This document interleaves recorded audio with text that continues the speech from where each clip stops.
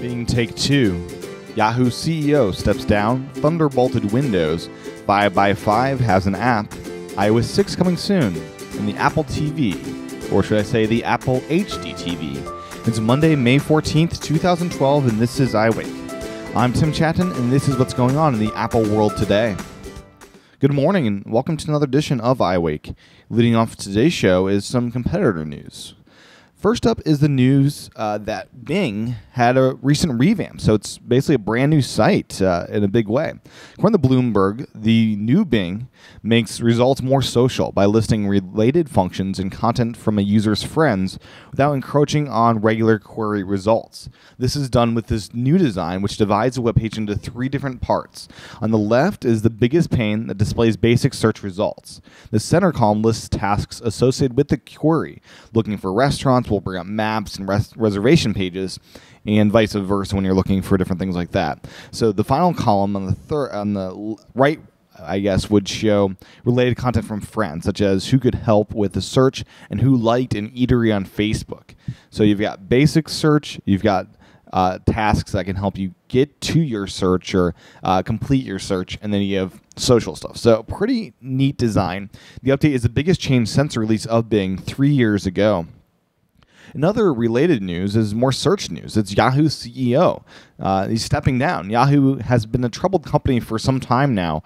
Most recently, the CEO lied on his resume that he had a computer science degree that he never actually had. According to All Things D, Thompson's the CEO, likely replacement on an interim basis will be Yahoo's global media head Ross Levinson, who most recently also ran its America units, including its advertising sales. Yahoo's board of directors is also getting a shakeup in the very near future and will be basically redone from scratch. It'll be a rough road ahead for Yahoo. I, for one, would love if Yahoo just went to Flickr and some other different services that they're actually good at. So make it a Flickr business. Do different things like that. So we'll see what they do. Another competitor news is a big fail on the Windows side of things for Thunderbolt. Thunderbolt is coming to Windows hardware and is on select machines already. The bad news is Windows isn't quite ready for it. According to Engadget, if a device isn't plugged into the Thunderbolt port on boot, Windows won't see it. Basically, you'll be doing a lot of reboots if you need to change hard drives, devices, and things through Thunderbolt. Not the best solution. The hardware works great with Windows, and you'll be able to move from Mac to Windows pretty easily as far as your peripherals, but you'll be doing a lot of rebooting. Hopefully Windows 8 solves this problem. Who knows, maybe a third-party driver is needed. It is Windows after all.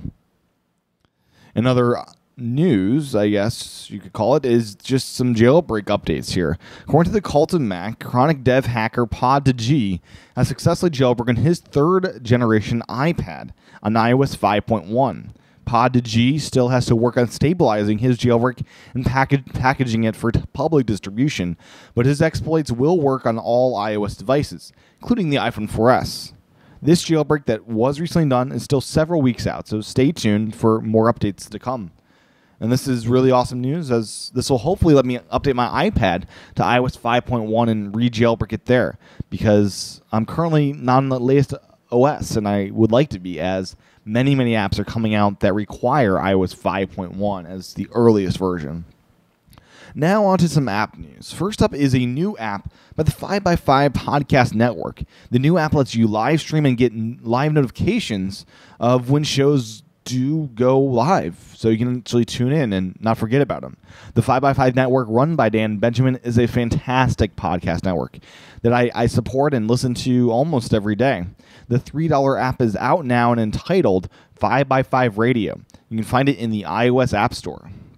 Another app news is Spotify getting updated. Spotify has updated their Mac client to version 0.8.3. It brings Pandora-like playlist-based radio stations to the music service. Users can start a new radio channel from any playlist or album in order to listen to similar songs. Among other new features, users can now get HTML encoded embed codes, basically, to easily share Spotify songs on websites, as well as new sharing links to post songs directly to Facebook, Twitter, and Tumblr. Current users can download the update from within the Spotify app or directly on the Spotify website.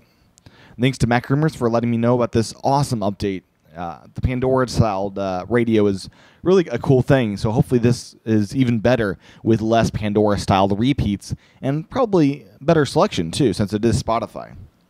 Now, onto some iOS 6 news. It's not expected to come out until WWDC at the very earliest. That's probably when we will see the first demo of it. First up in this rumor is iCloud. iCloud website leaked that iOS 6 will include an update to iCloud itself. Amongst the changes are new versions of notes and reminders for the website itself, iCloud.com. There have also been hints that notifications will come to the website as well. The other big story is Maps. Several websites are reporting that Maps are getting redone for iOS 6. This I didn't think was news, at least not new news. We've known for a long time that Apple has been buying up mapping companies, including PlaySpace in 2009, 3D mapping outfit Poly9 in 2010, and in 2011, C3 Technologies, a second 3D mapping company. Apple also is not a big fan of Google and would like to get rid of Google services where possible.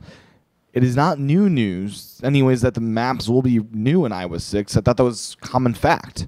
The new maps will likely include 3D maps that will blow anything away Google has done so far. But this is just what is logical and what should be happening, but there is no confirmation as yet, as Apple hasn't shown it off or confirmed it to anybody. My only concern is that Apple doesn't get the data right when they do this. So if the data behind the map is poor, then this would be a big mess up for Apple. So I don't think they'll mess it up. I think they need to get the data right, and they will get the data right. By data, I mean public transportation information. If it's not there, I won't be a happy camper, as I won't be able to get from point A to point B, because that's something Google does really well, public transportation. So get that right, get your streets right, everything like that, and they'll be fine. So I'm excited to see what they come out with. Last of the day, I just wanted to share a recent post by Jim Dalrymple of The Loop made about the Apple HDTV.